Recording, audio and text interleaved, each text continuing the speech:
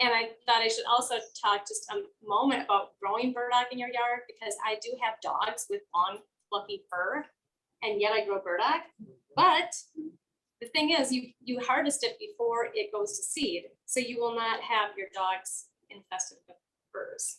So I will usually in the fall, like gather the burrs now, put them in a place where I will remember that they are, and then I gather them now or even next spring, because sometimes they just, aren't that big, but they're still, I think they're much tastier when they're like a little bit smaller than this. Then this is much easier to go buy at the co-op and have somebody who did all the digging work for you. But yeah, that is, so I have burdock, yellow dock, dandelion, I think is an easy one, but yellow dock I also have in my yard because I'm just crazy about their greens. They're really high in iron. And so I just have like always nutritious greens that I can just gather and gather like through much of like the spring and the fall and the summer. They're very bitter. And then, I have them because I love the flowering seed or the dried seed heads in the fall for my fall arrangements. And then they end up volunteering in my garden, but I'm not sad about it because now I can make these delicious bitters. So that, and then some dandelion root and some Campaign, which is maybe more of an unusual one, but for everybody who's here, we can pass around a little taste of it. So Campaign, I guess traditionally was used in like confection making, but it looks very much like horseradish, right? Because I think Lisa, you were saying like once, oh, it's really bitter, and like, yeah, it's kind of pungent. Like it has a horseradishy thing, but it then also has like, I think like a wintergreen. I can see how it was used in candy making. So like, oh, it has a little of that. Do you think you candy the root kind of the way you can candy a gelatin? I haven't ever tried it. Yeah. But I make it in cordials, and I think it's really good. And I think the tincture is really tasty. Like it doesn't seem to have like a horseradish burn, but it really looks a lot like horseradish. But anyway, I mean, even this root, it's like, oh, it really looks like it's like how horseradish goes with that, like horse leg look. So that's optional. But here, I'm going to pass this around, and you can just taste like a little bit of it if you want to. And then there's Artemisia, Absinthium, the wormwood. So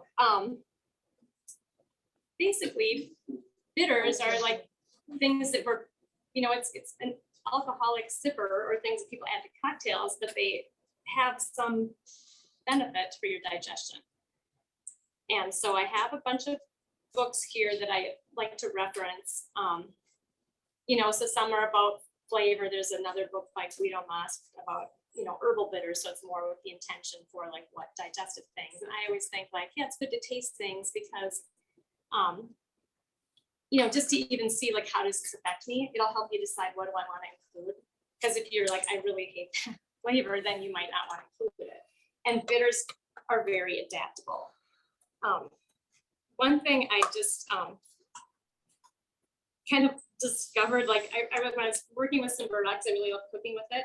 I'm like, this seems like, it smells to me like cream soda or something. So I love it paired with a vanilla bean. So this is the extravagant, non-forageable local part that really brings it all together. So what's that one, Betsy? A vanilla bean. This is the big burdock from the co-op. Can you explain when you say you think the wild burdocks are more tasty than the store-bought? Are you able to describe a little bit of the flavor difference that you find? It seems more like, even when I pulled these out, I could smell more. And this was like, they harvested the second year. So like I said, it's like you cannot, burdock is a bite. Right. So it's good to harvest. You want to harvest it before it goes to seed, because once it goes to seed, it is like done. It's all used up. And if you dig it up, and it's a lot of work to dig up a burdock root, it will be hollow and woody and it has no flavor at all.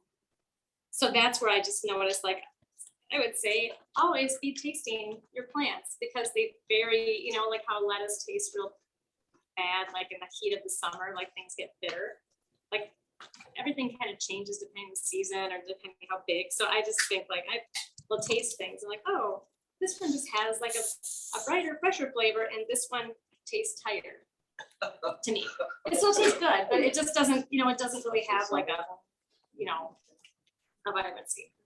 But when they're big like this, they are really nice to use as an aromatic vegetable. And it's just on the side, but like if you people are like, what do you do with burdock? There's only recipes that are in Japanese cookbooks. Like actually, just put it in with your carrots and celery and onions if you're making a soup. It's very delicious.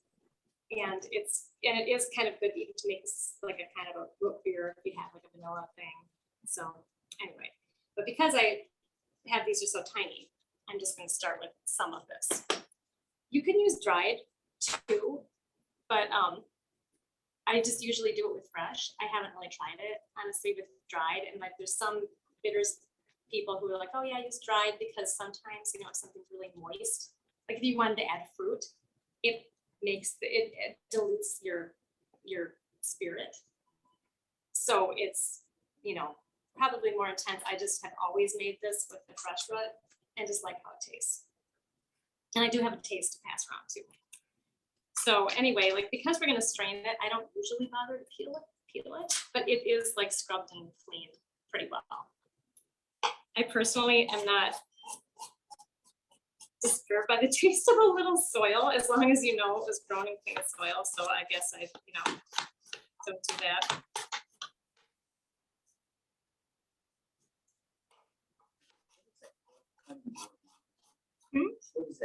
Oh, this cutting board is made by a local company that actually made skateboards, and then they started like branching out into kitchen cutting boards.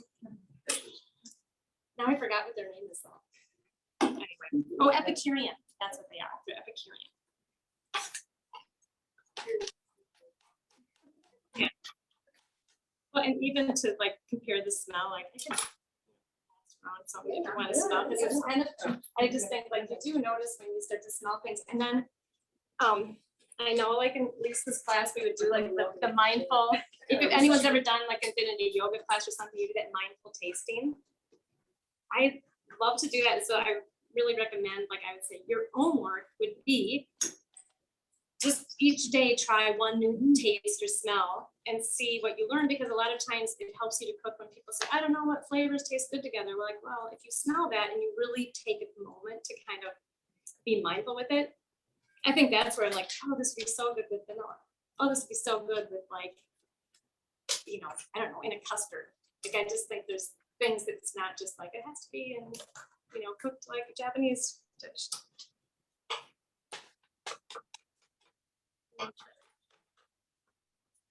So then here's my smaller one. It's also fresher. They're little, but just to see the difference. I mean, to me, it smells more earthy.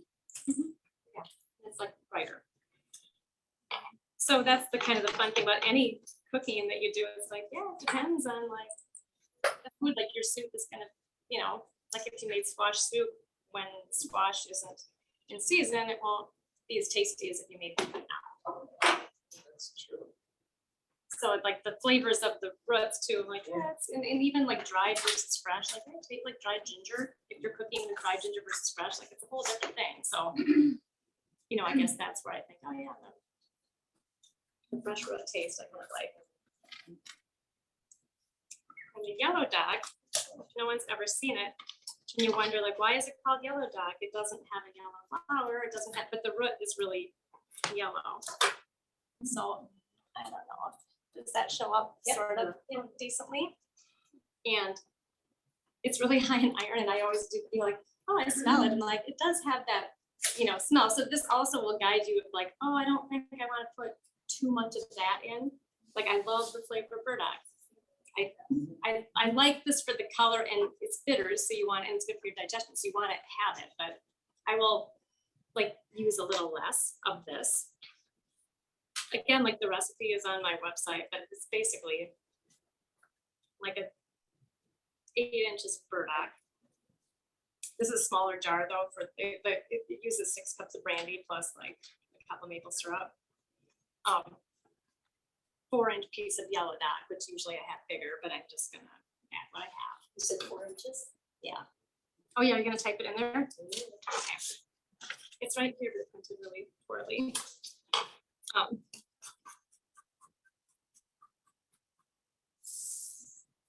not here to teach knife skills, but I think like, hey, it's always a good time to be present with your cooking when you're at your cutting board, and it lets you smell it, like when you're right over your things that you're chopping, like, oh, you can smell like it. And then if something was rotten or bad, like you could smell that too. So that's, you just learn a lot from being able to smell and see, is it juicy or is it kind of flabby? Like if you've ever gotten a carrot that's a little tired, then it doesn't seem very appetizing. If it doesn't crunch when you cut through it, it's just not going to be very excited about it. Like sometimes these real small little roots, I'm not going to bother with those. Those can go in the compost. And if I do like a day where like, oh, I'm going to gather all my roots, then I usually will put these in something and like cook with them. So the greens of the yellow dog are like super delicious. Because I have a lot, I will just cook them and then freeze them. So I have them for winter, and then I'll just add it. Like if you've ever made like spanakopita, that's kind of my favorite way to put it, like in a phyllo wrapped pie. Like that's good. I'll just like put it in little like in soups and things like that. And actually, Alan Virgo, the forager chef, had a really cool method for preserving wild greens in the freezer, and you just cook them all.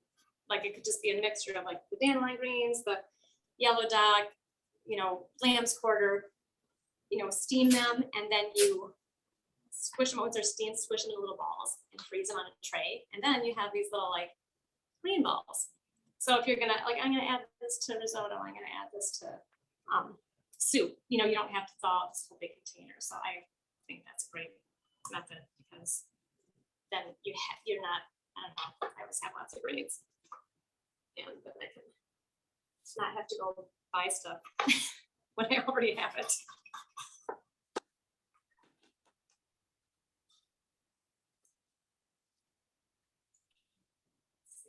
Dandelion root. Another one of my favorite things to do with dandelion root is I love to, like, I'll dry the root, but then I'll roast it at like 275 for like 15-20 minutes until it smells like chocolate cake. It is really pretty amazing. Like it will make you want chocolate cake when you're roasting it, but it really smells nice. And then you can use it as like a kind of coffee substitute. Roasty doesn't, I think I always think dandelions are bitter, but the root is not bitter. And then it is, when you roast it like that, it really gets to have like this really nice, like chocolatey flavor. You bother grinding it from there, or do you just leave it in the I skits? sometimes do, but then it doesn't really last very long.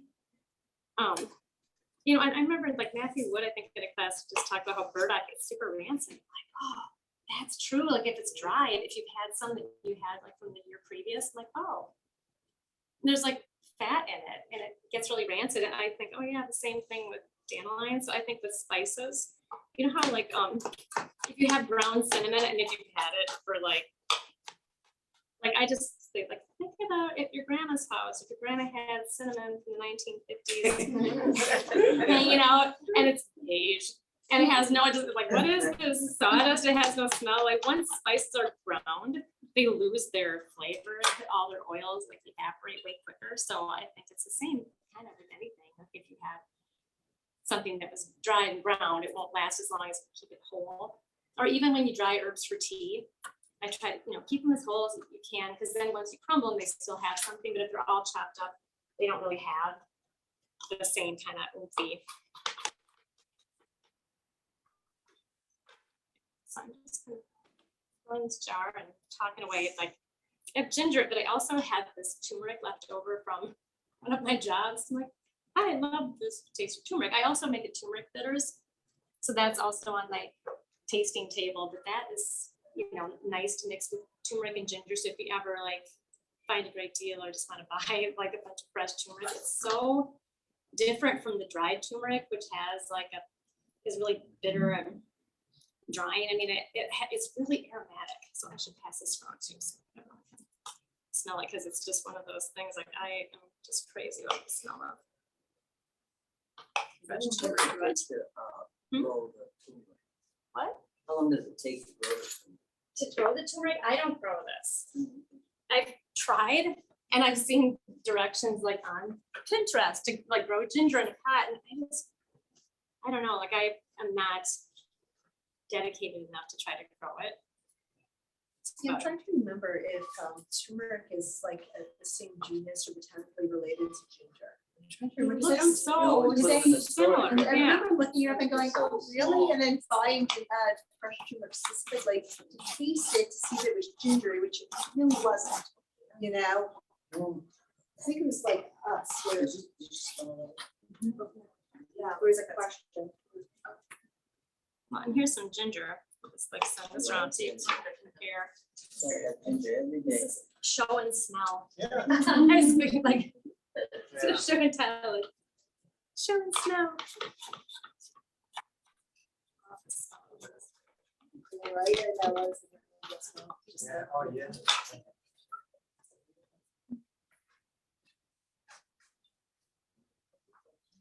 Oh, that's it. This is interested you, at the Minneapolis Farmers Market. They're selling, you know, if you find a place.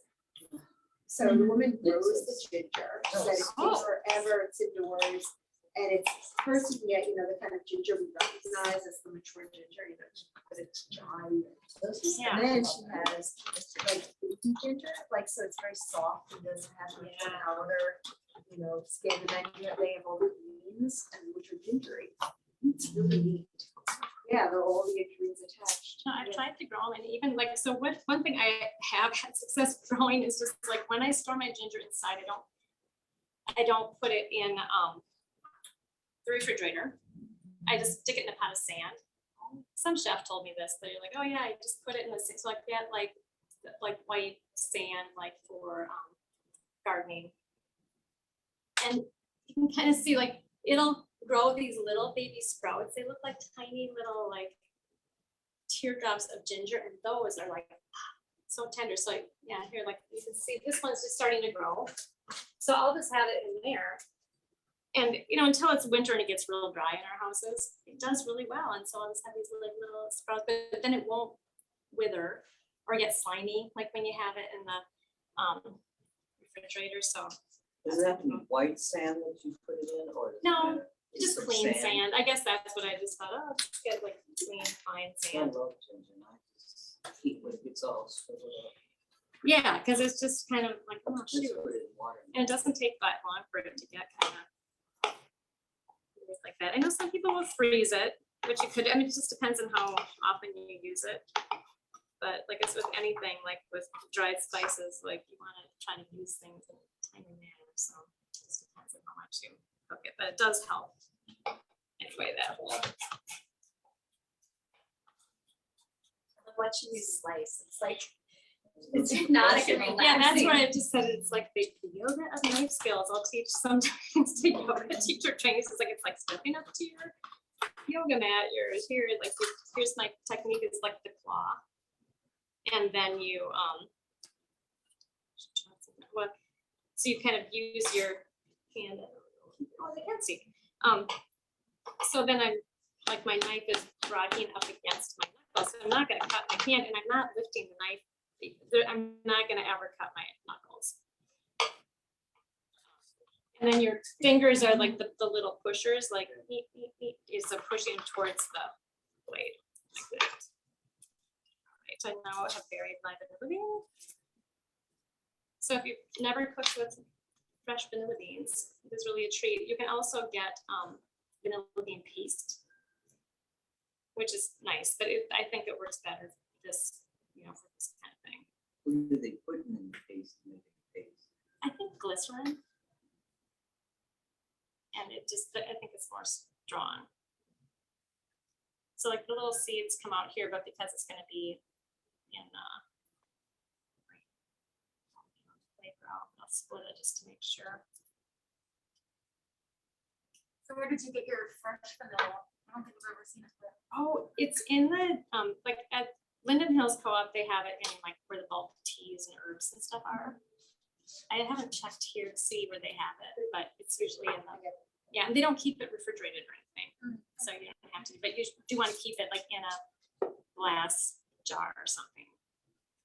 So in my recipe, I don't usually use any spices or anything like that.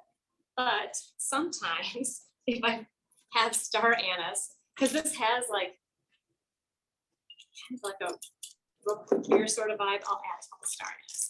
Oh, did I move? And somebody had told me that, oh yeah, there's an element in Tamiflu that I guess they have extract from star anise. So I'm like, so just put star anise in your cooking in the winter. Just put it in your soups, put it in tea and hot cider and all that. And there's some other fun like spices that I'll add to bitters. Like I'll do like cardamom, really great in bitters. And buying them whole, if you ever bought like a big jar of ground cardamom, it does not last very long flavor wise. So like you can get it whole like this, or you can get the little seeds all, taken out. And then before I add them, I will just like put the side of my knife down and smash it. So then it will it'll like release the flavor. So yeah, I mean, it's kind of all there is to it, is just like making a tincture. I mean, bitters is not that much different than making a tincture. You just pour the alcohol on it. You could also use vodka, but I prefer brandy with the roots. It just seems to work better flavor-wise. Yeah, and so then we'll just let it sit for 6 weeks and strain it. And then because we're talking about making Christmas gifts, it's like there's all kinds of cool bottles. I mean, really, just even putting them in tincture bottles and making cute stickers, kind of fun. And so then I, no end to different flavor combinations. Great. So are you adding, so you're literally basically making a complex root tincture. Yes. You are not in this, are you making a cordial in this, or? It could be either or. So sometimes I just won't add like the maple syrup, or I'll add like a little tiny bit, because a lot of bitters recipes do have like simple syrup sometimes, because it like rounds out the flavor. And then for a cordial, because I really enjoy sipping on that like after dinner or by the fire, just like we have the little granny glasses, little teensy, but that I'll have that and I'll add like, maple syrup, sometimes, like a simple syrup with sugar or honey. Some I make like elder bitters. So with elderberry, I make bitters. Do you add the sweet after it's been tincturing for quite some time? Yeah. So what is the difference between a bitters and a tincture? A bitters is something kind of meant more for like, I mean, you can't add it to your water or add it to cocktails. I don't really know. Now I couldn't like blather on about like the history of bitters, but there's like bitters, digestivos, amaros. So like people would sometimes sip bitters like pre-dinner or after dinner, like in some European countries. It's like, oh, you have your aperitif, and so like Campari is like a amaro. So there's some that are like sipping, some are more strong, like things like this, that like the dash fire. I just thought, I'll bring this in because this is meant to like, you just shake it on top of a cocktail. I'm not really a cocktail person, but people even have to coffee, like to a latte. I think tinctures, that's interesting, because I was gonna say tinctures are often simples, less complex, but that's not true, because they're often sell combination tinctures. Sometimes the technique is the same. Yes, the technique is the same, and basically it's it is But they very use it a hard. little differently. Well, you can Yes. kind of tincture anything, right? But then the bitters is probably more like the root stuff or more digestive Yeah. type of And even as far as medicinal, that's why I say like taste things and see what you like, or if there's something like, oh, that thing really bothers me, well then don't use it. I mean, I just thought, well, I will just share that you can customize things and how what you feel suits you. Or Can I chime in just a bit? But, and also tinctures can be the far side of bitter. You could have like a mint tincture or solid sealed tincture. Sweet and mild. Yeah, it has nothing to do with, it's like that other end of a bitter. There's a book in that stack there by Mark Bitterman. Yeah. He has the most perfect name, but he talks about just like, hey, here's a chart. These are bitter things. Add one of them. Oh, you could do fruits. You could do culinary herbs. Like it's kind of like a formula, like have something bitter. So I just think, yeah, like, herbalists, we know which ones are bitter herbs and you can't play. I mean, I'll use creeping Charlie said, oh, this is like my, wormwood. I like that. That's your word. Because you don't need much of it. No, You want to know what bitter tastes like? Try this. Maybe it's all right. Well, thank you so much.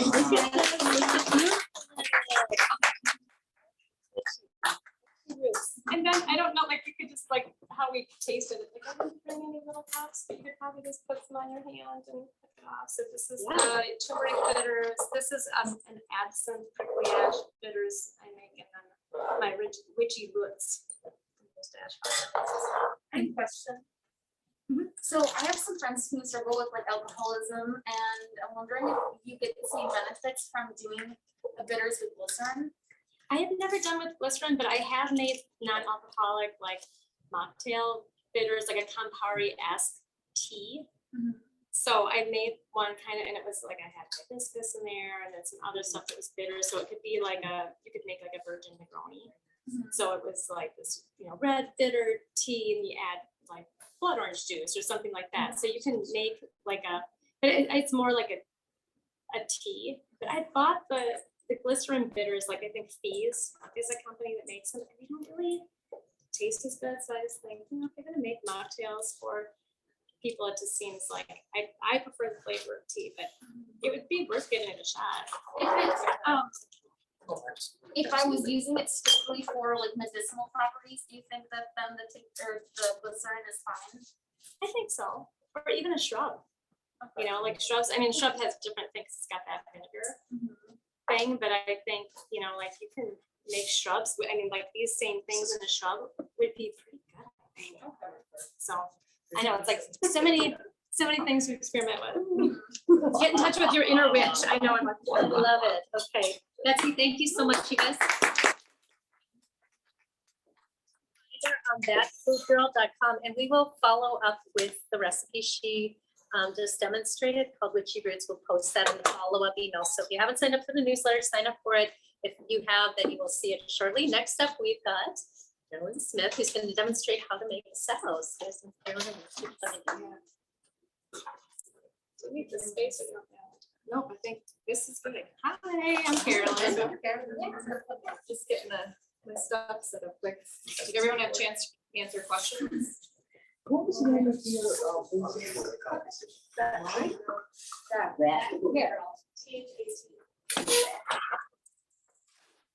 All right, so I'm Carolyn. I will be demonstrating salve making, which is pretty simple. Not necessarily seasonally specific. You can make it any time of year, but it's a nice, easy little fun handmade gift to give away.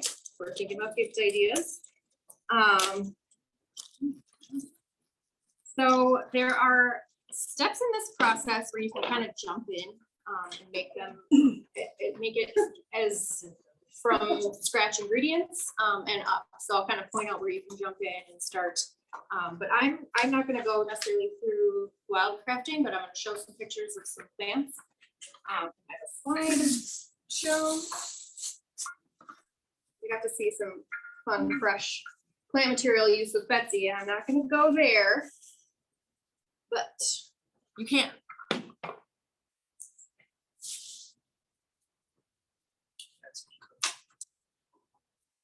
So, Sandy, here's just a little overview. I'm not going to take 45 minutes today, but just kind of an estimate of how long it might take you. It doesn't take super long. And some of the materials that you might will need to put your salve together. A salve is basically an oil mixed with some kind of wax component to make it more of a thicker consistency to put on your skin and use as a topical for moisture and or add the benefits of herbal components for whatever you want. Basically, you can make out a salve out of anything. Again, still just kind of getting my materials in order here. I will start with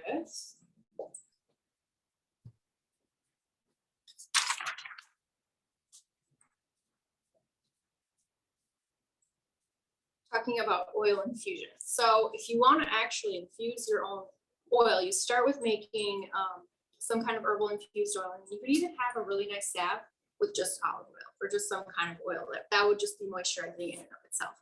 But if you want to add this herbal medicinal component to your topical preparation, you can pretty much infuse any plant you want. You can think of. There are some good ideas. If you want to flip to the next slide, some easy ones. Calendula. And I have some dried here, is a nice idea. Not necessarily something you're going to find like growing out in the world, but easy to grow in the climate if you have a garden, and also pretty readily, easily available to buy at co-op in bulk. It's dried co-ops or present moment returns. You can order it. Mountain Rose Herbs sells a lot of dried medicinal herbs. So for calendula is a nice skin soothing. It's highly resinous, so there's a sort of antimicrobial component to it, but you'll see that in a lot of commercially prepared herbal topical products. It's just very soothing, very healing for the skin, very gentle. The flower petals would be the part you would use, and is there another picture? It's a pretty picture. Yeah, I love etymology, like the roots of the word. So the name calendula comes from calendar, like around the calendars. It seems to just bloom throughout the season, and as you pick it, it just keeps growing and growing and growing. So it's related to marigold. So anybody who has a marigold or knows a marigold in their garden, you deadhead it all season, and it just keeps growing more and more flowers. So that's where the name comes from. Did we mention anything? Okay, aster family, sunflower family. Sorry. Get a little botany in here. Yeah, and again, and annuals, and easy to grow in this climate. The little seeds look like little sea horses. Very distinct, so easy to seed save too, so not tiny. So calendula is a good option to use. The next one, plantain. So this one's really easy to find, just growing out in the world, and even right now, as it's getting cooler, you can still find some really good plantains. So if you wanted a quick run out before the frost, before we start losing access to our fresh plants, this is still available. So if you wanted to make a salve for the holidays, you could go out and get some fresh plantain. Plantago major would be the one we'd see mostly in this climate. It's got its own family, botany-wise, plantain family. Native to Europe and Asia. I think calendula said that too, Mediterranean area. So these aren't native to North America, but they grow readily here. And you're going to be using the leaf part of the plant. This one. And the name comes from Latin plantage, the word root alludes to the sole of the foot. This does in reference to its flat leaves, but also in places, it tends to grow in places where the ground's been trampled or walked on. So it likes that compacted soil as its place to grow. And is that it for the pictures? Turn back to the camera unless someone has to look at those again. So those are just two suggestions that I kind of went into just to show some pictures, get a little look at some plants. But you can, again, really pick from anything. So I also brought some rose petals, which smell really good. We can do some smell. Thank you. Thank you very much. Lavender flowers. I'm not a huge fan of lavender, but kind of the scent effect, or the why am I blanking on the word for aromatherapy, would be probably more the benefit of the lavender. And again, antimicrobial, anything that has that strong scent, it's going to have some antimicrobial properties. This is a jar of dried calendula flowers, so or dried petals, yes. Do you have to use lavender? Do you have to use the flower? Do you use the plant? I'm sure you could use the whole plant. Usually buying that commercially, if you grow it, you could use any part, but I I don't usually find lavender leaf. So if I I buy collected, it. all they have is the leaves. Oh, sure, yeah. I The know, leaf I smells great. use the leaf and just made an oil, or, Mhm. yeah, with the leaves, and it is very aromatic. Yeah. The stuff that I Yep. do. Definitely. And then the calendula, I've always used the whole flower. Is there a reason why you wouldn't use the sticky center? Again, nope. When I've harvested calendula on my own, are we hearing the questions? online? So the question was, can you use the whole flower of calendula? And yes, that's the way I've done it. Again, this is how it was purchased in a commercial availability. But when I've dried my own calendula, I've picked the whole flower and just let it dry in a whole chunk, maybe break it up a little bit. So the bud inside, the middle, and the petals are on the outside as well. Yes. And leaf. I mean, the leaves are really resinous too, so I'm sure they have some medicinal properties. It's just traditionally the flowers that's used. So a couple of different ingredients we could use in our topical skin salve. Here's some plantain I collected. It's almost dry. So if you were going to collect your own with salve or any sort of oil preparation, you do want your plant material to be dry before you infuse it into your oil. So this isn't quite dry, so I'm not going to put it in an oil yet, but I just kind of wanted to show you a little bit of the drying process. If you want to collect your own, you do want to lay it out flat. Make sure there's airflow above and below your plant material, and make sure it's just in kind of a single layer so that it can dry all the way around. If your plant material is too tapped on top of itself or too piled on top of itself, it could mold. So you don't want any mold in your plants. But you want to wait until it's crunchy and it's not. This is still a little bit elastic and kind of bendy, so it's not quite dry. So you want to wait until it's falling apart and crumbling before you put it in the oil. So this is just kind of a demonstration of collecting plantain and drying it yourself. But not Can you show actually this doing it. little feature? Oh geez, Look this at little this. device. Look I at have that. I have cats, so this is to keep the cat fur off dry plant material, or flies off of it or whatever. You use the food dehydrator, would that affect the constituency of? It shouldn't. No, dehydrator would work great.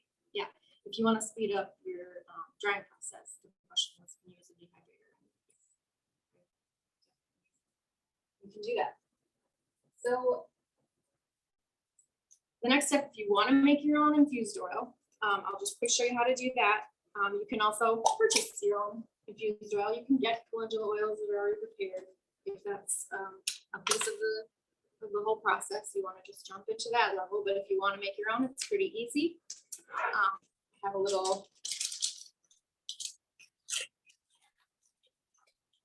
already dried plantain, which doesn't look as nice as I bought it.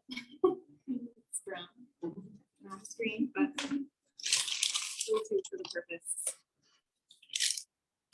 And you can make your oils singly. I think we had sort of a similar question with Betsy's demo.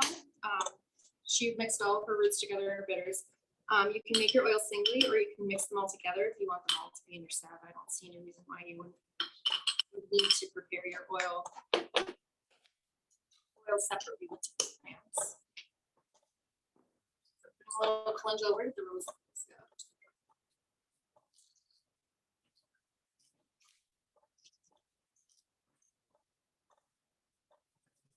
Okay. And use whatever size jar, whatever amount of oil you want to have. This is a 4-ounce jar. So I leave a little room at the top because as this is all dried plant material, once the oil is added, the materials will expand. So you want some room for that to happen. And you can pretty much use any ingestible oil, and topical oils are also an option. I just wouldn't use them the other way around. So like a lot of almond oils or things like that that are sold for body care, just don't necessarily eat those. But any, this is an olive oil, organic. Coconut oil is a nice option. Coconut oil has its own solidity, so that might affect your ratio when you add the wax. But avocado oils are nice. Grapeseed oils are nice. So, you see this? I'm just basically filling the jar to the top. Oil. You can there's 2 ways to do this. This can sit for 6 weeks and infuse, and you have an infused oil that I'll show you the decanting process. If you need to speed that up, if you need to get your gifts out by the weekend, you can also do a heating method, which I won't demonstrate, but when you're heating an oil, use either like a really low heat crock pot or a double boiler, which I'll show you. And you can heat your mixture of oil and plant materials for about an hour on a really low heat. So the heat will expedite the process. Can you do that while they're inside the jar? You would put that in the water, or you? No, I would just spray it with the So, oil? okay, the question was heat, what do you heat it in? I would just have your oil poured in the pot with your plant material. heated. You could probably do that in like a double boiling way, right in the jar. Just as long as you're applying some kind of heat, getting the oil heated up a little bit, that's gonna speed up the infusion process. Gradually heated up the. Gradually heat up the jar. Right. Yeah. Stick it in the boiling water. If it's cold. Okay, so that step is infusing your oil. So once you have that done, cooking show style, 6 weeks later, you're ready. If you've prepared your own oil infusion, you're gonna still have plant material inside. You wanna separate that out.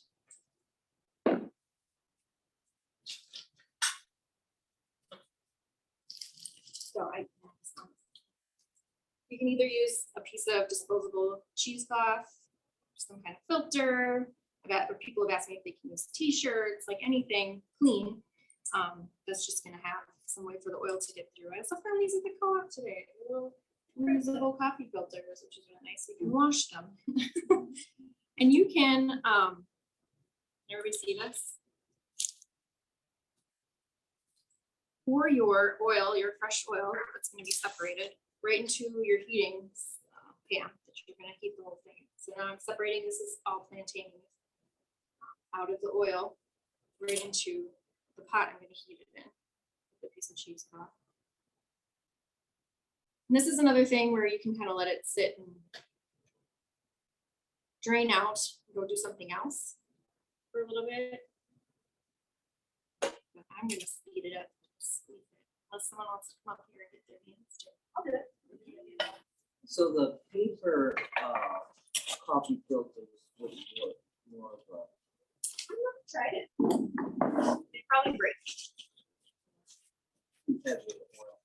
Yep, and then plant material sometimes is kind of sharp. But sometimes it doesn't come through all the way. The coffee filter, Yeah. they're finer. Like a shinwa, there's like the metal. Mhm.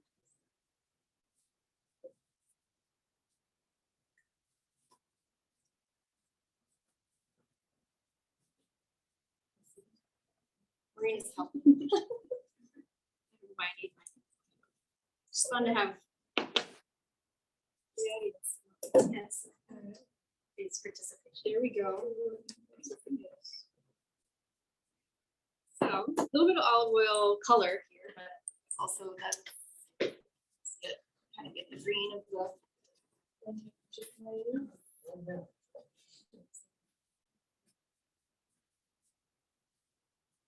Just walking around showing. Feel free, anyone out in the room here can come up and watch. This one's just planting pre-made. So the next step is to make, and I've got some little leaf pieces in here, which doesn't bother me. If you're making like commercial products, you probably want to filter those out again.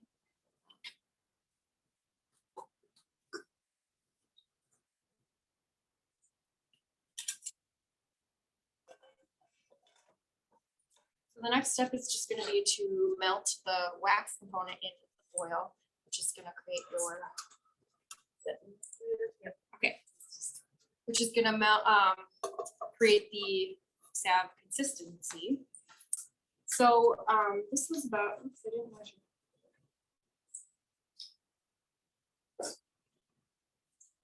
Measure and see how much oil we have. Because with salve making, you do want to look at your ratio, your oil to wax. This is about 3/4 cup of oil. So my general ratio that I've come to like is about 1 to 4. So that's 4 to 1, whatever. Oil, 4 parts oil to 1 part wax. You can kind of play with that, see what you like. You can make it harder, you can make it softer. Play with that ratio. So this is not like baking. So about a cup of oil to about an ounce, a weighted ounce of wax is what I've figured in that portion. If you don't have a scale, which I do, don't have a scale, a food scale to weigh out ounces. An ounce is about a tablespoon, I found, give or take. So as that heats, say that again. A weighted ounce of the wax. So we're talking, yeah.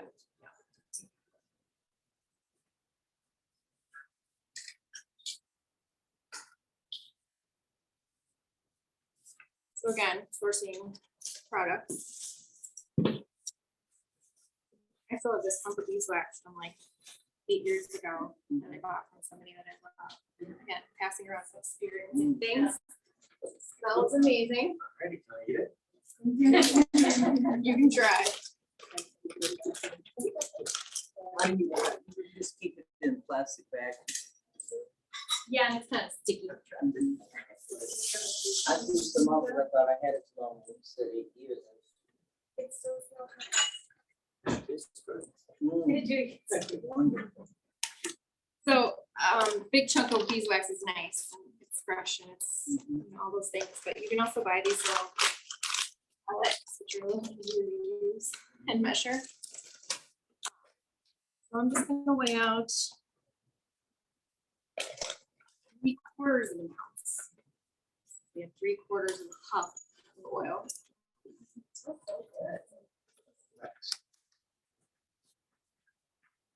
Yeah, feel free to smoke and Are you aware of a vegan alternative to the wax? yes, there are vegan alternatives. I haven't used them. Calendula, is that sound right? So I have not played with them, but I know people use them in their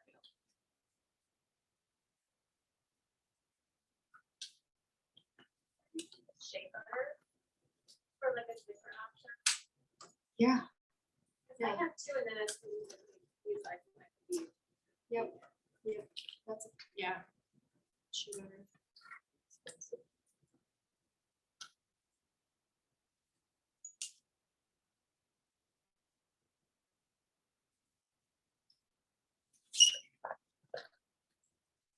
Seems like a lot. So you're using a whole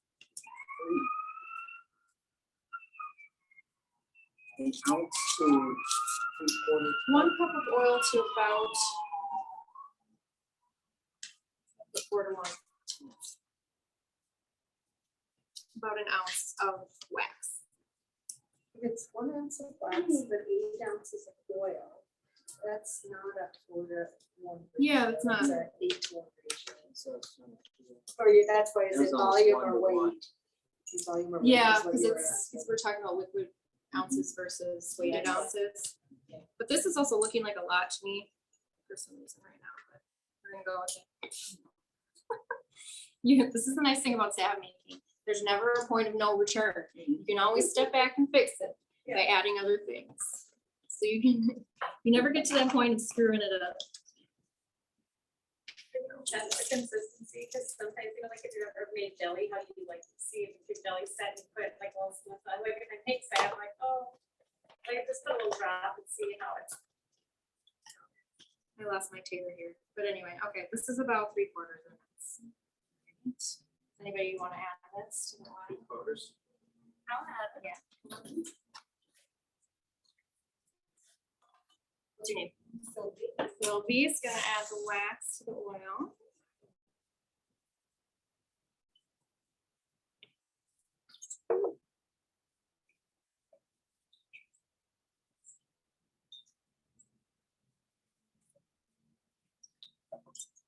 Don't be afraid to do this. It's very fun. You prefer using wood utensils as opposed to the silver? I mean, question was, do I prefer wood? Sometimes I just have some wood things, but I don't, for this making, there's no reason not to use like a metal spoon. Okay, so this just needs to melt together now, which shouldn't take long because the oil is pretty hot.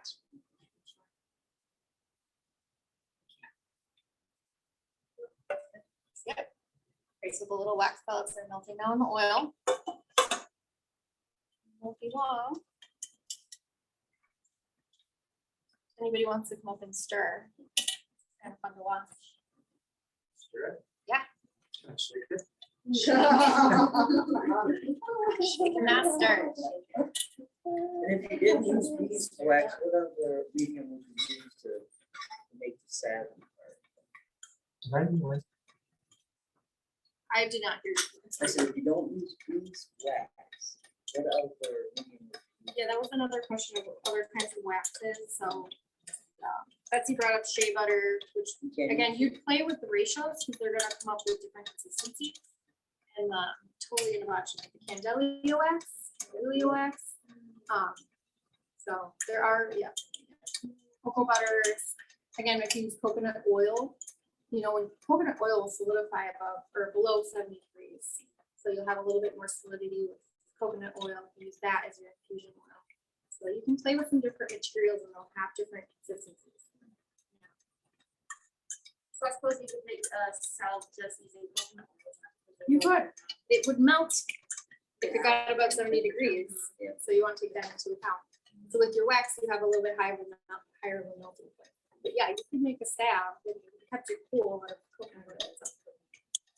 I guess technically, you're talking about just like having a thick Yeah. top of it. How we doing with that? And got stir in. So I'll start opening up some containers here. So the next step is gonna be to actually just distribute this into your containers that they're gonna end up in. The easiest thing to do is transfer this from warm liquid state right into your container you're gonna use, and it'll just cool down and look like a nice solid piece inside. Where it's gonna end up. I have these little metal tins. You can find these in different sizes. You can use glass jars. I just wouldn't pour a warm or hot oil directly into something plastic. I would let it cool first, and then if you're going to use a plastic container, put it in the plastic after it's cooled down already. Like those little, you can buy even like little chapstick tubes and make your own balls. I don't know how people get those in there without it just being warm directly in there. I don't know that I would pour hot oil directly into a plastic thing. Those are options. Cardboard. All right, Marina's got a solution. More about that next. How am I doing on time? Okay. So if you added an essential oil to that. So we see on the screen. So that can be done now. So the wax is all melted inside of pot.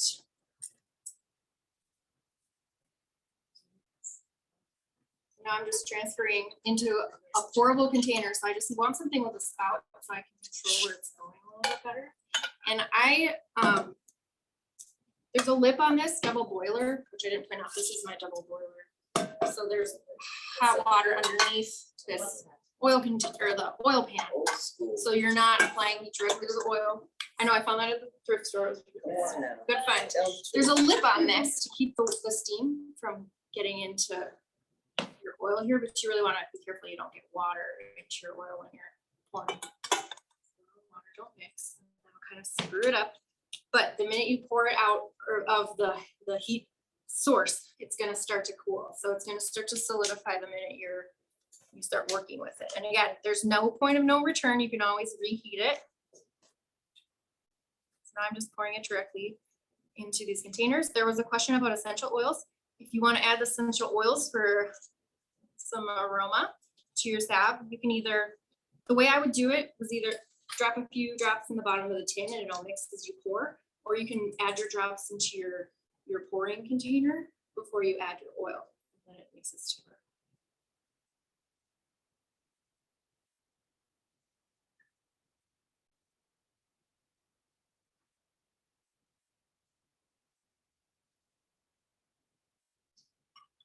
Oh, I skipped a step, but if you want to play with your ratio of oil to wax and you want to test it before you let it sit cool, you can do a little spoon test.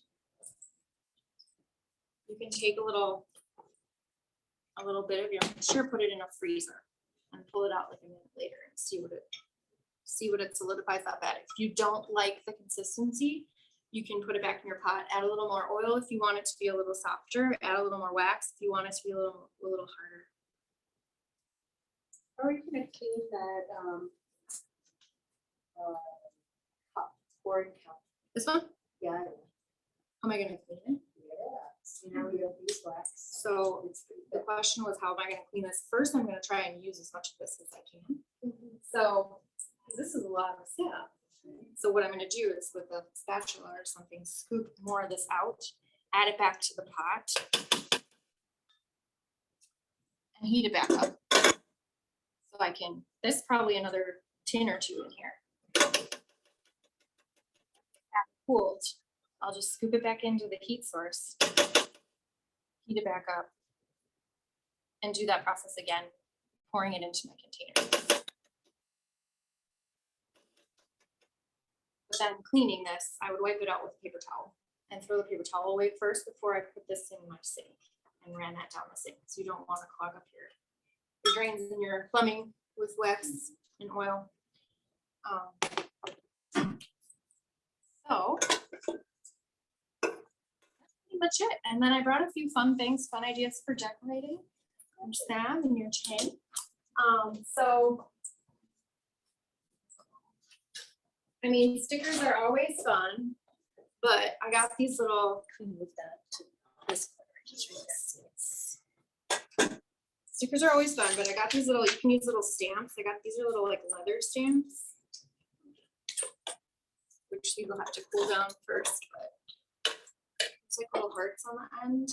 And as your little salves cool, you can like stamp little shapes into them. Or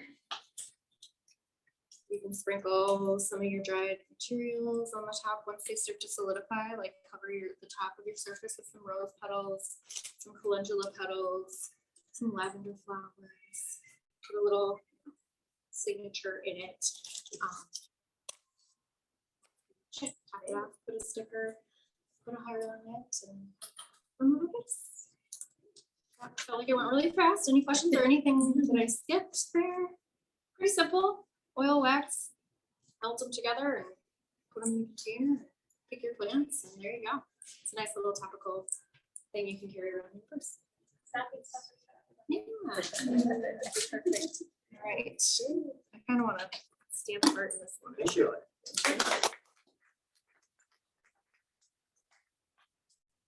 Where do you get stickers for labels or videos? All over the place. Yeah, I mean, Michael's. Sometimes I order them online. It was on. Hey, oh, look at that. No, but it is sure it's nice.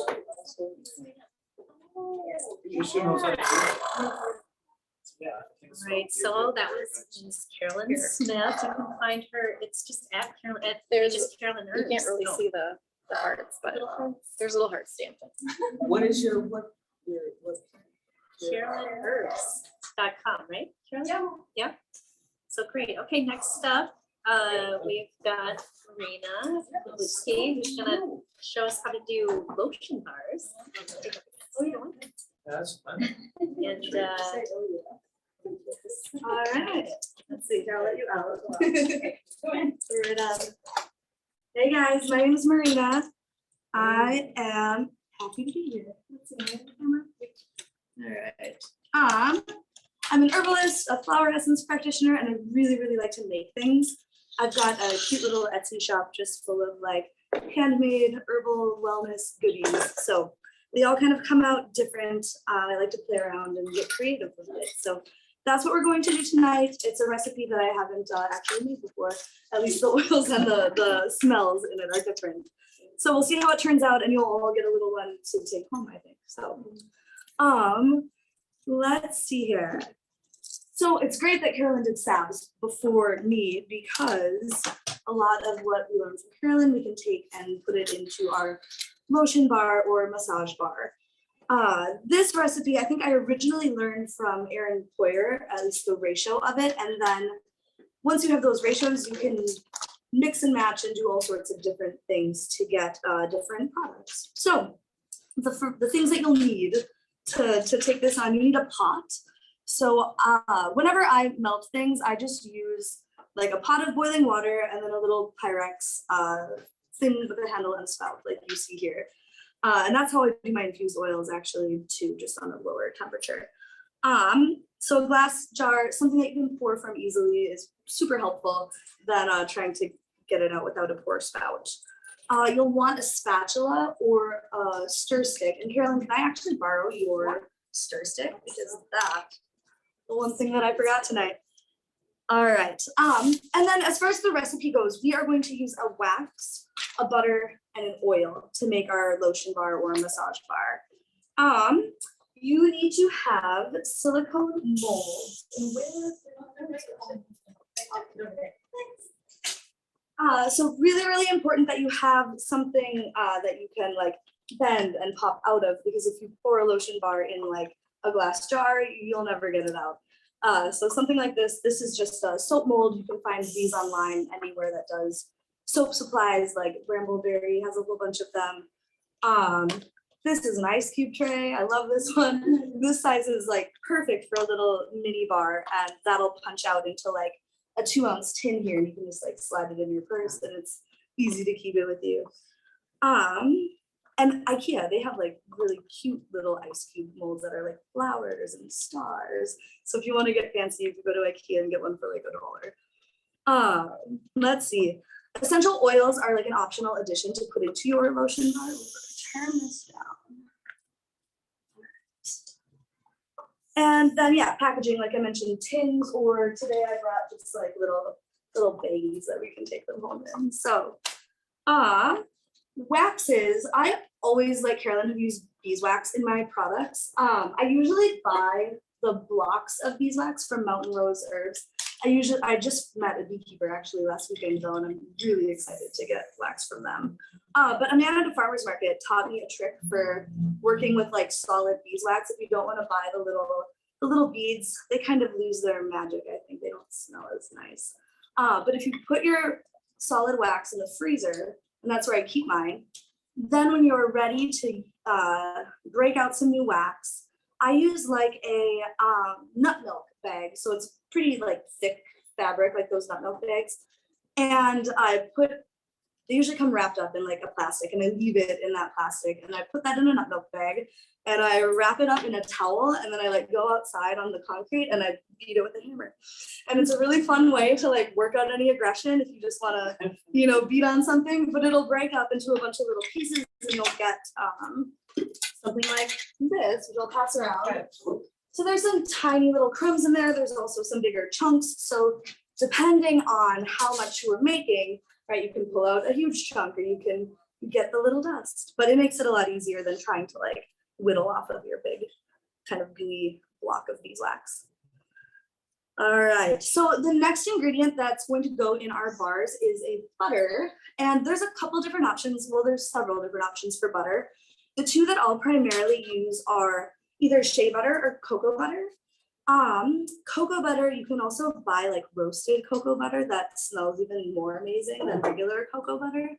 And if you can find cocoa butter in like little discs, they still smell magical, and they're much easier to measure out. So I'll just buy like a big tub of these they're like the little chocolate wafers you would use for baking, but they're cocoa butter. Tonight we are going to use shea butter, and I can just pass around this tub if you guys want to smell it. Yeah. You could also, though, there's like cocoa butter. I've never bought that or worked with it. There's mango butter. Some people have allergies to mango butter. I tend to not use that either. So but you could get creative, you could try it, you could check it out.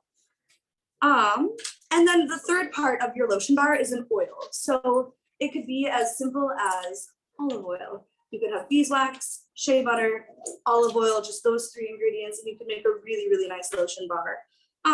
But we're here for the Herbalist Guild and we like herbs, so we're gonna get more fancy than that tonight.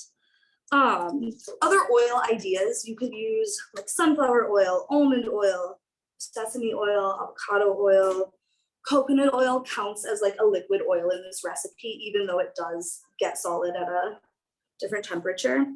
But you could also add in like fancy expensive oils here if you wanted to, right? There's jojoba oil, rosehip seed oil, you could do borage seed oil, vitamin E oil. It really just depends on what you want to use it for and how much money you want to spend, because those can get pretty pricey.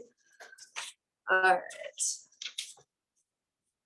So the basic recipe is equal parts wax, butter, and oil.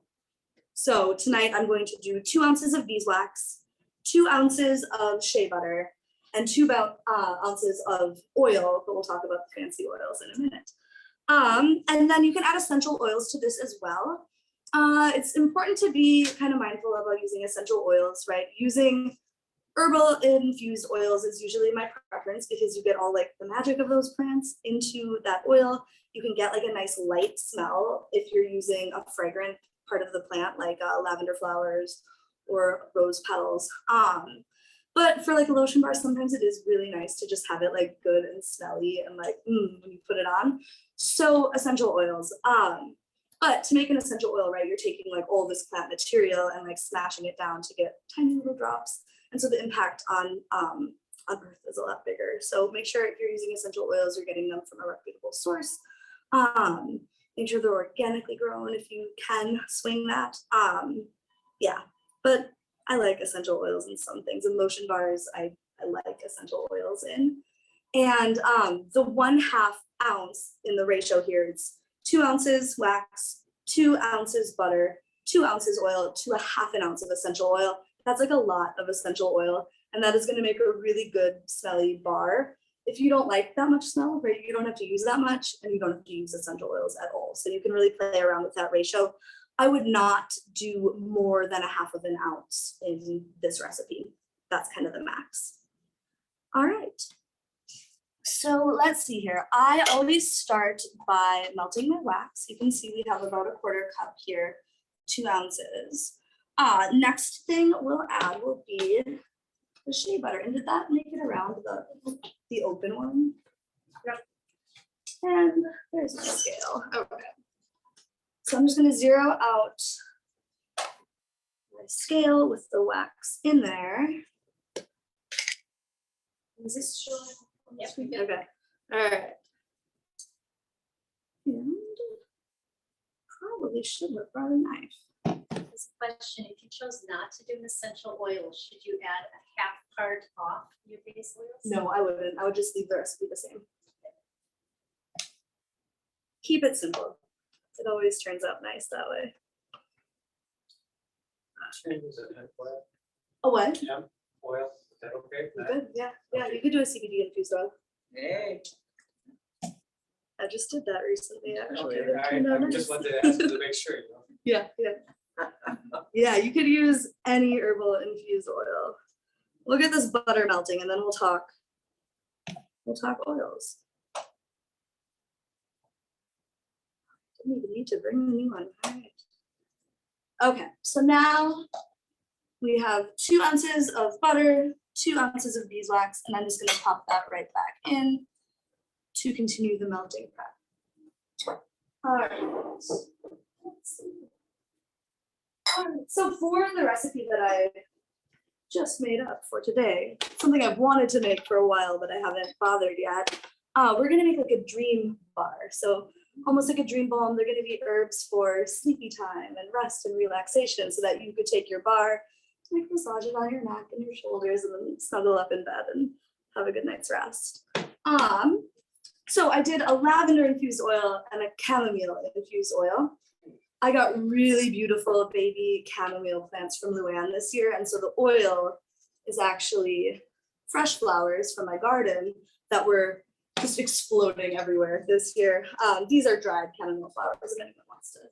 I didn't grow those were purchased. And then lavender flowers, if anyone wants to smell it. These are also purchased. I've never been a successful lavender grower. They don't like my clay soil, I don't think. And then I didn't bring any, but hops. Hops is the last kind of oil that we're going to use. So lavender is like cooling and soothing. It can help to ease anxiety and restlessness. It can help just have a more calm and relaxed mind. Lavender is in a lot of like sleepy time recipes. Chamomile is of course another famous herb that can help us with sleep. We might have a cup of chamomile tea before we go to bed.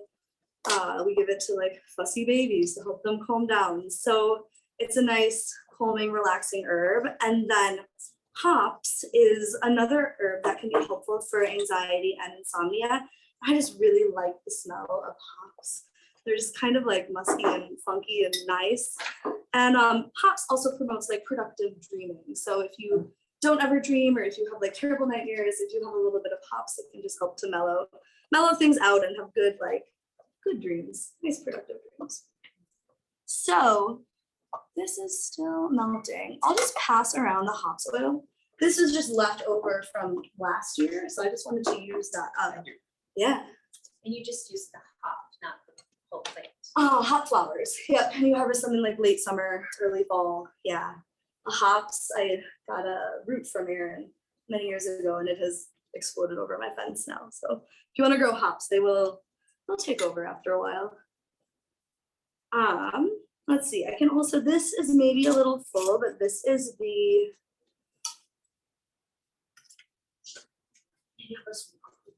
or passive. This is really full. Right.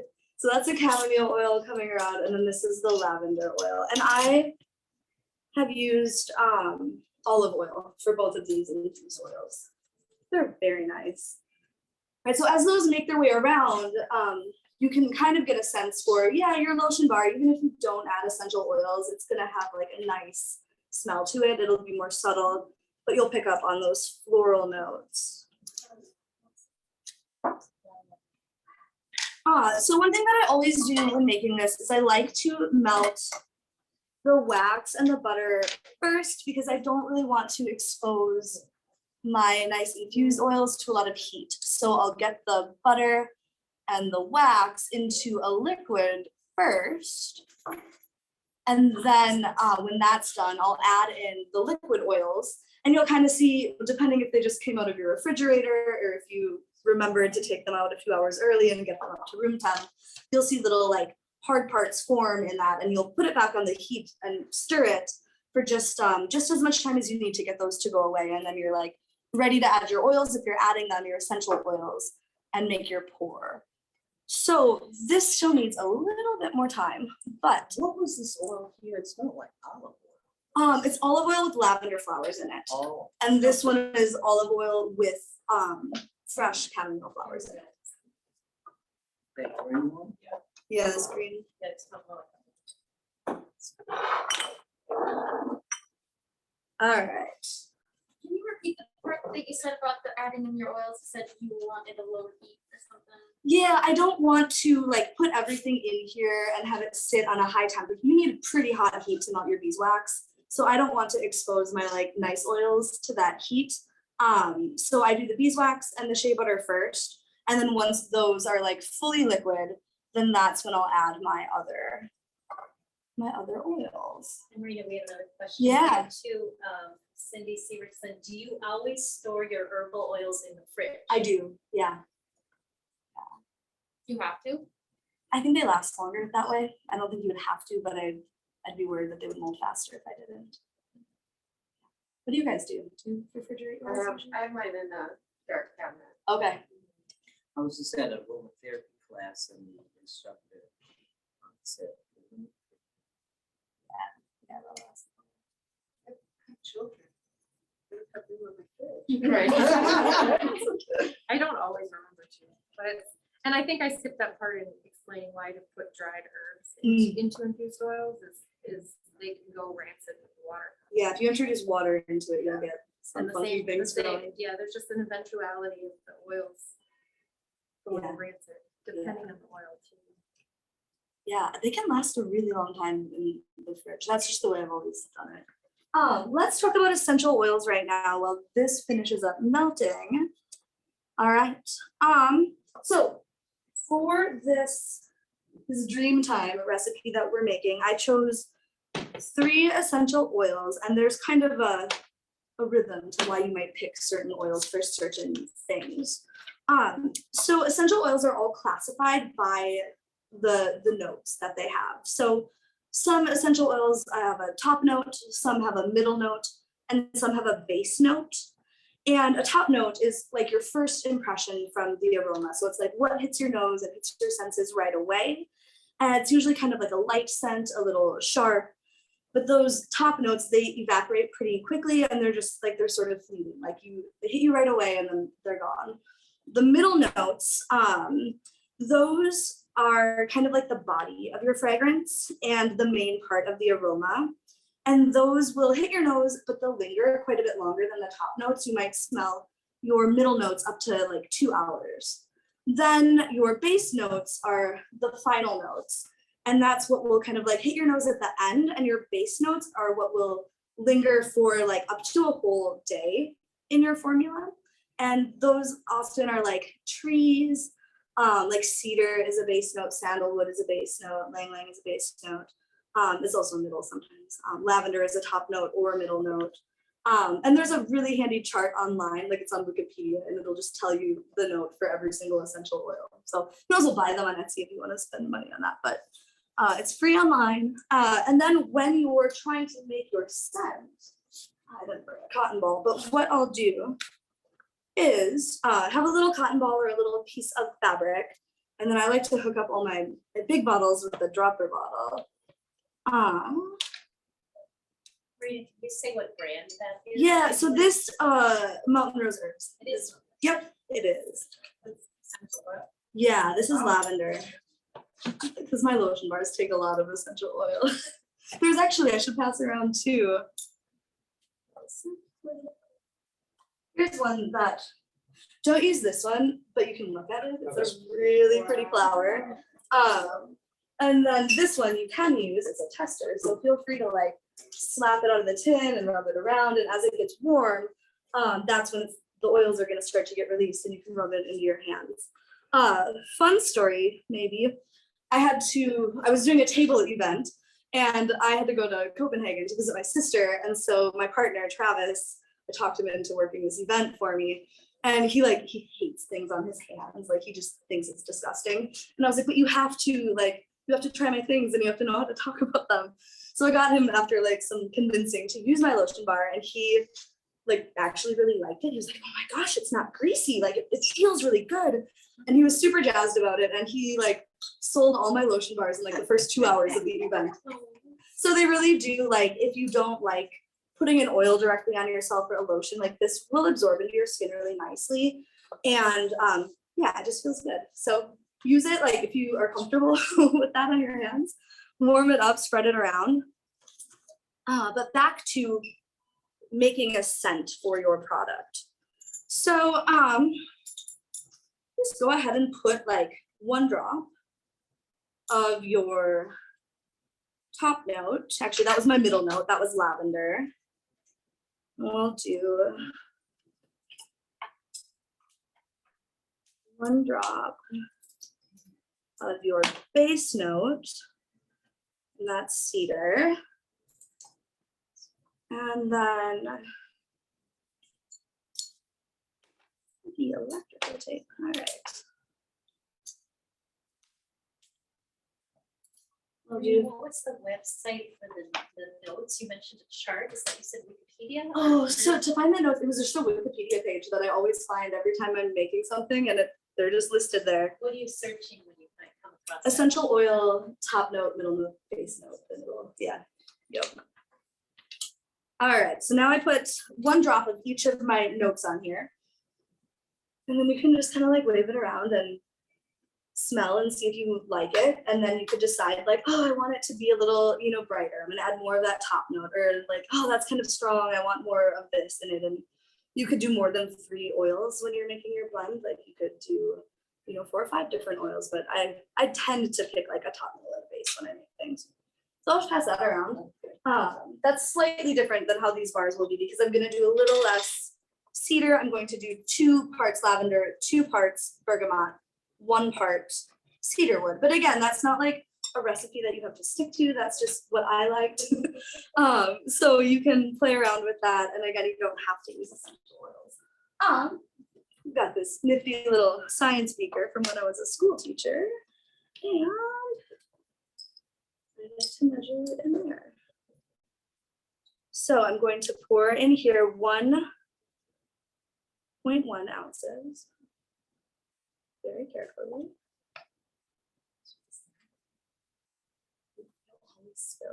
It's a good idea when you're making things like this to wear clothes you don't mind getting super greasy because you will spill all over yourself. All right. Then we'll do 2 parts of bergamot, and bergamot was our top note. We'll get the scale up to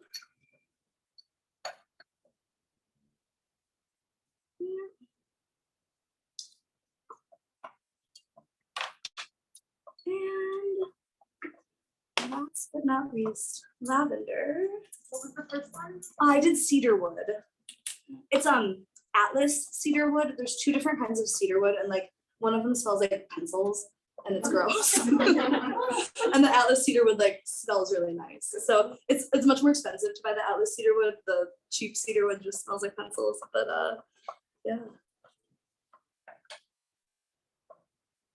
All right. So you don't use the droppers for it, you just use the little. For this, I pour and measure. When I'm making like smaller batches, I'll use droppers. Yeah, some of my recipes, if I'm just doing a little bit, I'll do 10 drops. And there's also, I don't have it memorized, but 5 drops equal, or like 10 drops equals a 1/4 teaspoon or something. Like you could do your recipes that way too. But yeah, I tend to do things always by weight with my handy scale.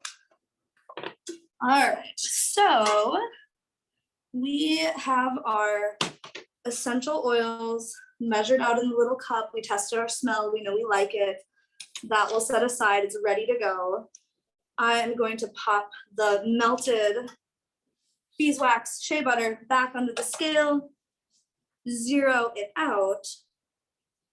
I am going to just add the rest of my kind of funky hops oil because I want to not be in my fridge anymore. Let's see here. I have about 1 ounce of that. And then we'll just make up the difference with the lavender and the chamomile. Ooh, right at 2, good job. Okay.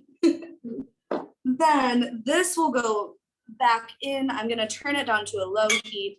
It shouldn't take too much to get, I guess I could hold it up. You can kind of see how like the oil I just put in kind of settled to the bottom. So I'm not a big rule follower, but your rules here, right, would be, and this wouldn't even be a real rule, but if you're making this like tomorrow and you want it to turn out equal parts wax, butter, and oil, and then mix it up. That's like the only other rule. You have to mix it well, because if I just kind of like wait for that to melt, like those oils are still at the bottom, and then when you do your pour, your first couple bars are all like wax and shea butter, and then your last bar like never gets solid because it's just your oils. So always stir it up really good. And when you stir it, it goes pretty fast. What am I doing for time? Speed talking? I do that sometimes. I'm Polish. It's in my blood.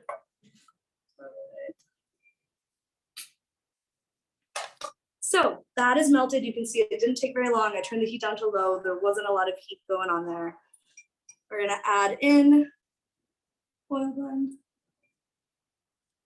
You essential oils are like very volatile. They evaporate very fast. You definitely want to keep your essential oils off of heat, even more so than your infused herbal oils.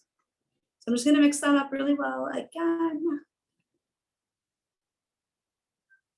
And now we'll do the pour. Let's see. Yeah, I think we can probably send everybody home with one.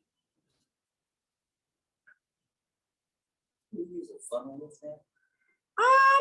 You could if you didn't have like a pour spout, but that'd be kind of cumbersome because you'd have to use both hands.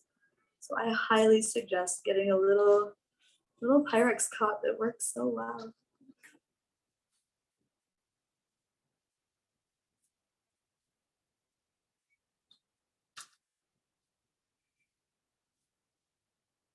Volatile oils are really volatile. There's a fire. Oh boy. Glad that's not for us. Okay, let's see. I'll just finish it out. So these are just like little sizes. And like I mentioned, if you buy like a 2-ounce tin, it will go really, really well in there. And then you can just like stick it in your purse and it's super nice. But like fancy molds are also really pretty. So if you're giving a gift, maybe you want it to be a touch bigger than this. Although I will say those little mini ones that I sell, they last a really long time. You don't go through them too fast. So now we just have to wait and let this solidify and we'll be able to pop them out and you can all take one. But I did have just kind of like fun ideas to share as you maybe want to dive into this project. Right, the best part is just getting to be super creative and like make up whatever you want to make up. So we have dream bars tonight, but you could do like, you know, the one that I passed around. It was really nice to massage on your neck and shoulders. It has blue vervain in it. It has peppermint and lavender. So it's really nice if you have a headache, you can like rub it on your temples. If you've got like sore neck, you can massage it up there. You could do like CBD oil if you had access to that and wanted to use it. If you wanted to do something else for sore muscles, right, like dandelion flower infused oil would be a really fun choice. I got spicy this year and I made a little cayenne pepper oil. So like just a touch of that, you wouldn't probably want that to be the only oil in your bar, but that's going to stimulate blood flow, make you feel a little warm. Peppermint, you could make an infused oil with peppermint leaf, that would be nice. You could make a bar that's like more about skincare, so like your calendula flowers like Carolyn talked about. You could do borage, or I've done elderflower oil before and that's turned out really nice. You could also, in a skincare bar, get really fancy with like your expensive oils. Add your jojoba oil and your rosehip seed oil. As long as all of your oils equal up to that 1/3 of the recipe, you'll be good to go. Doesn't matter what the oils are. I thought you could make like a foot massage bar that has like oak infused oil or peppermint infused oil and just get your foot rub on. So yeah, there's really like no limits. You can have a ton of fun with it. You can make up whatever you want. And yeah, we'll let these harden and I'll take questions, I suppose, if anyone has. I have some hemp oil. I didn't really need the CBD. Oh, got you. I went like the food grade hemp. Oh, the food grade hemp. Yeah. Yeah, it's your face oil. Oh, I see what you're saying. Like that hemp, the seeds pressed. I thought you meant a CBD oil. You could do Yeah. either. Okay. Yeah. Yeah, you could. Hemp oil. Gosh, I've never really. Is that kept in the refrigerator? Yeah, you could. Yeah, that's true. So then you might be like slightly worried about it going rancid. Okay. Because you're probably not going to put your massage bar in the refrigerator. And if you did, it would take longer to warm up in your hands, which would be fine, but maybe annoying. But yeah, I think if that's an oil that goes rancid easily, then you might not want to use it. Okay. But yeah, any infused herbal oil. Okay. And you could try it, right? There's Yeah, nothing- absolutely. Give it a shot, see what it's, let me know. Well, yeah. Yeah, but refrigerator oils, that would be one thing you'd wanna like, if it's in the fridge at your grocery store, then maybe not. Gotcha. If you wanted to speed up the chill time, can you put it in the refrigerator? Yeah, definitely, yeah. Yeah, there's no reason why you couldn't. And this will go pretty fast. It will take, like you can, I don't know if you can see, if you want to come up and look, you can take a peek. It's already starting to harden around the edges. The reason, like, if you're gonna use this to rub on, is Why do you want it so solid? I mean, what a lotion would be easier to rub on your body. It's more of like a texture thing. Like if you're making a lotion, then you're adding water to it and an emulsifying wax to get those two to blend. And lotions sometimes don't last as long because anytime you've introduced a water, they'll go bad unless you're like dipping in with your clean popsicle stick every time. But so this, it'll last for a very long time. I personally just like the texture of it, and you don't have to worry about it like spilling anywhere because it is its solid form, and it just takes a little bit of body heat. So you'll see when you try it, they're not, it's not something you're gonna dip your finger in, right? You have to like to work with it, but if you're getting a massage, right, you want those hands good and greasy and warm. So yeah. Other questions? Anything on Zoom? No, I got it. All right. Hey. Well, these will probably, yeah, you can have one if you want to hang it for like 5 minutes.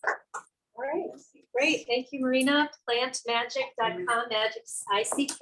I put it in the chat, right? Yeah, Your Etsy page? We have an Etsy page. You can find it through my website. It's Plant Magic MN, but if you go to my website, there's a products page. All right, takes you to great. Etsy. So thank you, Betsy, Carolyn, Marina, again tonight. You guys, that was really fun. See I'm that? realizing I didn't even talk about what plantain you do, What why you you use use it it, for. because I just assumed everybody knew. The use of some If plantains anybody's is wondering. Send Carolyn I an email. No, Or we'll ask put it in the anyone in this follow-up. room. You know, Yeah. we'll put it in the follow-up. We'll put a blurb in there about how to use plantain. So people who are here get little treats to take home and try on their own. But thank you again. Thank you to the Seward Co-op for letting us be here today. If you did like tonight's program, feel free to kick us a little cash. You can do that on our website. The suggested donation amount is $5 for a meeting like this. It helps us out a lot. And if you really, really like it, become a member. You can also do that on the website as well, nchg.org. Couple things coming up. Practitioner training. Carolyn's going to be running that. The topics on the importance of listening and listening stories. Should be very interesting. That's October 21st.